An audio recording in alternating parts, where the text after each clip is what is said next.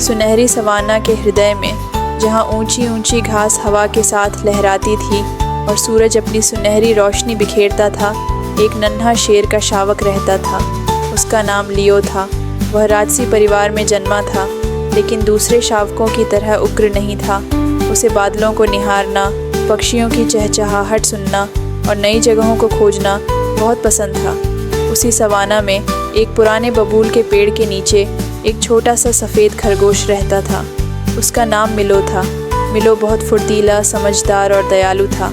वह हमेशा छोटे जानवरों की मदद करता और जंगल के हर रास्ते को ध्यान से देखता।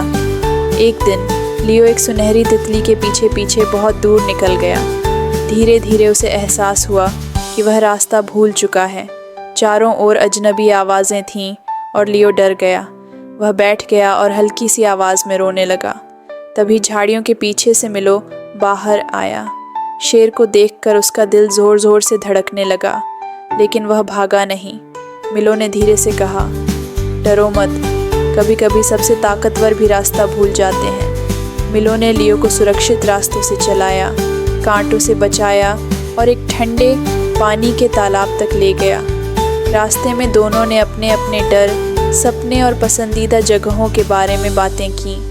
जब लियो की माँ उसे ढूंढती हुई वहाँ पहुँची, तब तक दोनों गहरी दोस्ती में बंध चुके थे। उस दिन के बाद वे हर दोपहर उसी पुराने बबूल के पेड़ के नीचे मिलने लगे।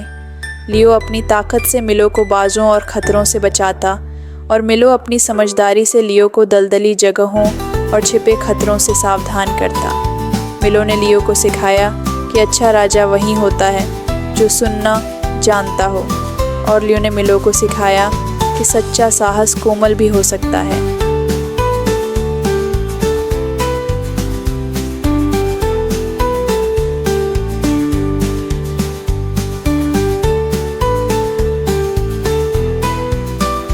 एक साल भयानक सूखा पड़ा।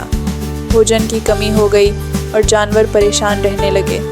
लियो ने छोटे जानवरों के साथ अपना भोजन बांटना शुरू किया और मिलो ने जड़ें और पत्तियां इकट्ठी कर सबकी मदद की। उनकी दोस्ती ने पूरे सवाना को करुणा का अर्थ सिखाया। फिर एक दिन जंगल में भयानक आग लग गई। धुआं चारों ओर फैल गया। मिलो गिरी हुई टहनियों के नीचे फंस गया। उसकी आवाज़ सुनकर लियो बिना डरे आग और धुएं के बीच दौड़ा। अपने पंजे जलते हुए भी वह रुका नहीं और अपने मित्र को सुरक्षित बाहर निकाल लाया। कुछ महीनों बाद शिकारी जंगल में आ गए। मिलो ने टूटी टहनियाँ और अजीब पैरों के निशान देख लिए। उसने तुरंत लियो को चेतावनी दी और गुप्त रास्तों से उसे और पूरे झुंड को सुरक्षित जगह पहुंचा दिया। मिलो की समझदारी से कई जानवरों की जान बच गई। समय बीतता गया। लियो एक शक्तिशाली और बुद्धिमान शेर बन गया।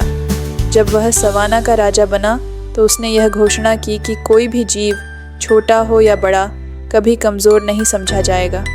आज भी उसी पुराने बबूल के पेड़ के नीचे शेर राजा और नन्हा खरगोश साथ बैठते हैं और दुनिया को यह सिखाते हैं कि सच्ची दोस्ती आकार, डर और सीमाओं से परे होती है।